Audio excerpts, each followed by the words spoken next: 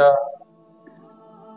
الحمد لله نحمده ونستعينه ونستغفره ونعوذ بالله من شرور أنفسنا ومن سيئات أعمالنا من يهده الله فلا مضل له ومن يضلله فلا هادي له وأشهد أن محمدا عبده ورسوله أما بعد فأعوذ بالله من الشيطان الرجيم بسم الله الرحمن الرحيم ولو بسط الله الرزق لعباده لبغوا في الأرض ولكن ينزل بقدر ما يشاء وقال رسول الله صلى الله عليه وسلم إن الرزق لا يطلب العبد كما يطلب أجله أو كما قال عليه الصلاة والسلام إن الله وملائكته يصلون على النبي يا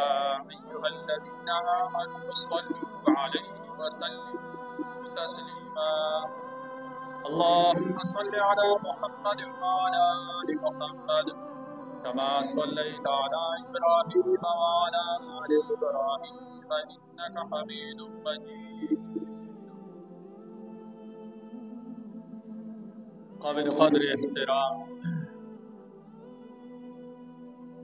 میں نے قرآن عظیم کی ایک مختصر آیات مبارکہ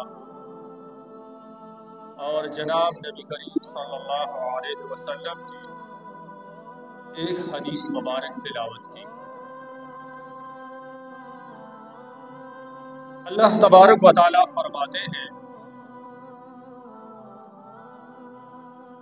کہ اگر میں انسانوں کو رزق کی فراوانی دے دوں گا تو اس میں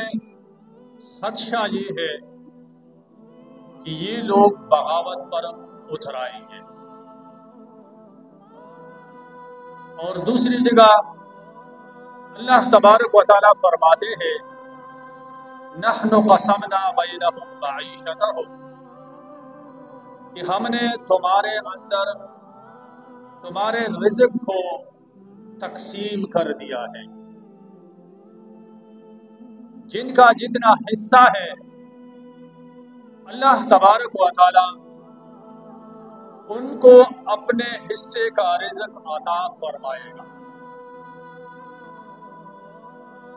اور آج کا ہمارا موضوع وہ بھی یہ ہے کہ وسعت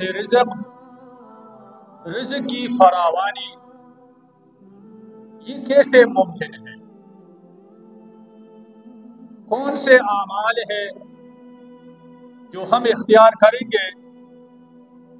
تو دنیا کے اندر آج جو معیشت کی پریشانی ہے، رزق اور روٹی کی پریشانی میں لوگ مبتلا ہے،